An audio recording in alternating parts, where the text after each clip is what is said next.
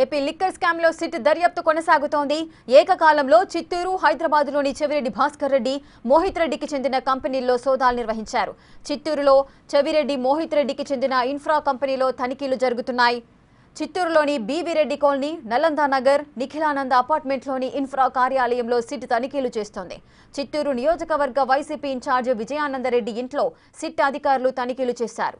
చిత్తూరు ఆనందనగర్లోని విజయానందరెడ్డి నివాసం, Vel Tech foods and beverages కార్యాలయంలో సోదాలు జరుపుతున్నారు.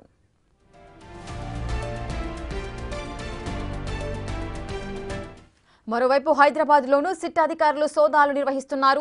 చెవిరెడ్డి మోహిత్ రెడ్డికి చెందిన కార్యాలయంలో తనిఖీలు చేశారు.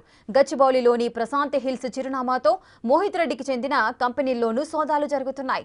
అయితే రికార్డుల్లో ఉన్న కంపెనీ పేరు, భౌతికంగా ఉన్న కంపెనీ పేరు వేరుగా ఉన్నట్లు తెలుస్తోంది.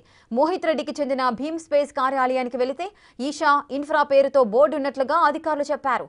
ఈషా ఇన్ఫ్రా కంపెనీని డైరెక్టర్లుగా సజ్జల భార్గవ్ రెడ్డి, ప్రద్యుమ్న ఉన్నారు. దీంతో ఈషా ఇన్ఫ్రాలో సిట్ సోదాలు జరిగాయి.